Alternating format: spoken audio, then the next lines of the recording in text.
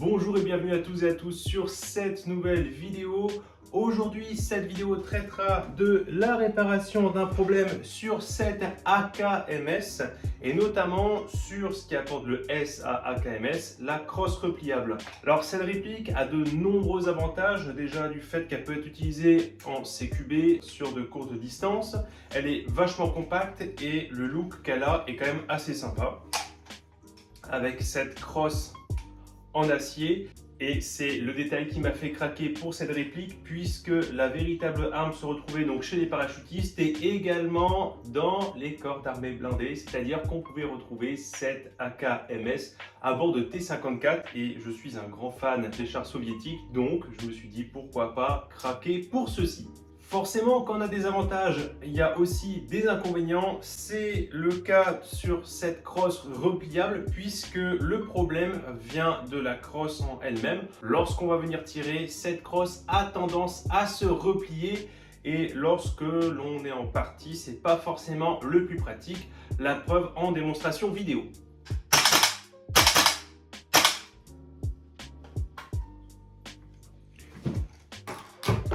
On se retrouve donc avec notre réplique. Comme d'habitude, je vérifie qu'il n'y ait aucune bille qui soit présente dans le hop-up. J'appuie sur la queue de détente. Voilà. Et là, on peut bosser en sécurité. Sur le côté droit de la réplique, ici, le téton qu'on a là est en réalité une vis. On va donc la dévisser. Je mets une tige dans chaque trou et je dévisse. De l'autre côté, c'est un petit peu différent, c'est-à-dire que là, l'accès est plus simple. Il va falloir replier la crosse d'un quart de tour. Et là, vous accédez ici à une autre vis avec une empreinte hexagonale également. À noter que la vis ici est plus longue. Et de là, on peut venir dévisser le tout comme ceci. Je récupère cet élément-là. C'est sur celui-ci qu'on va venir travailler plus tard. Voilà. La crosse est démontée, ça je mets de côté. Maintenant, pour comprendre comment la crosse fonctionne concrètement, quand vous appuyez sur le bouton, vous allez décaler ici les petites pattes voilà, en arrière, ce qui va venir libérer le loquet. Donc c'est cet élément-là qui nous intéresse. On va le démonter. Voilà, l'ensemble est démonté.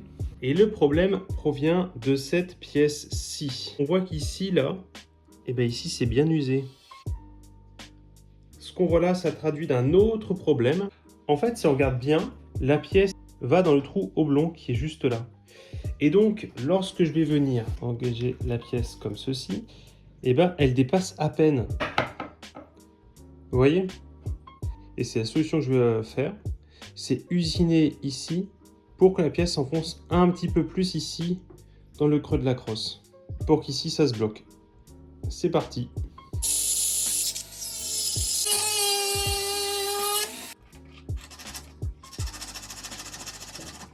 Alors, il fait 3 mm d'épaisseur et du coup, dans l'idéal, il faudrait qu'il y ait un 5 qui dépasse.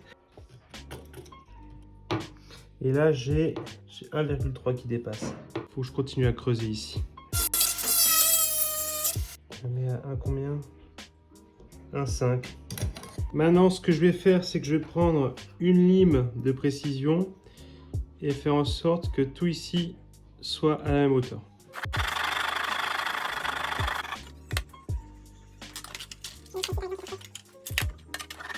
Là, c'est parfait. On est à une profondeur de 1,8. Voilà, là ça dépasse largement plus, donc ça devrait tenir. On va donc procéder au remontage. C'est important de repérer les différents éléments. La patte ici qu'on a inversée de côté, donc là on repère bien la partie qui est usée. Voilà, ici là, cette partie-là qui ira vers le bas. Et ensuite, vous avez ici l'ensemble qui va relier donc ici le téton à la partie qu'on a inversée. Cette pièce, donc l'axe, est composé en deux parties. Vous avez ici le corps de l'axe et vous avez l'axe en lui-même qui a deux endroits. Un endroit avec une empreinte pour une clé Allen et un endroit ici qui a un pointeau. Le pointeau va à l'intérieur de cette pièce-ci. On va comprendre par la suite pourquoi. Là. Ici, là, on ne serre pas à fond.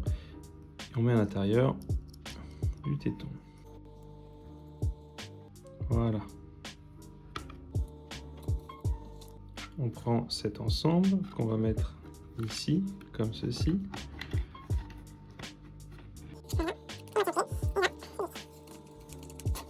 Et le côté qui est usé, ici, je retourne la pièce, voilà, pour que le côté usé soit vers le bas.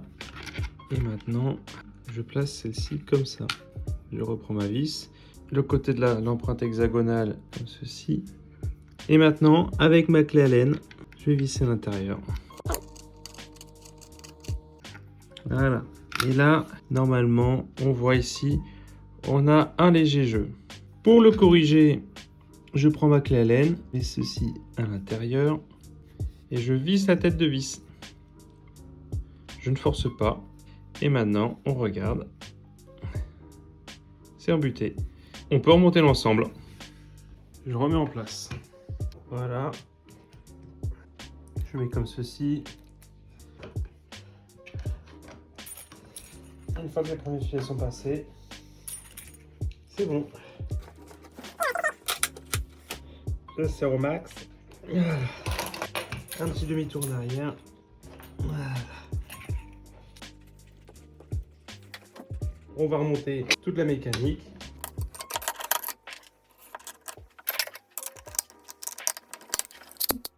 La réplique est remontée. On va pouvoir faire la batterie de test. Déjà, la crosse se déplie toute seule et ça c'est top. Je vérifie que je n'ai aucune bille engagée dans la chambre. Le chargeur ici est vide. J'ai retiré ici l'arrêtoir de culasse.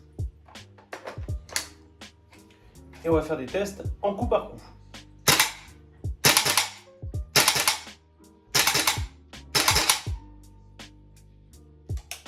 Aucun problème en coup par coup.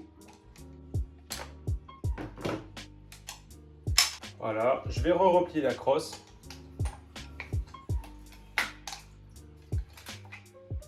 Et le tout tient.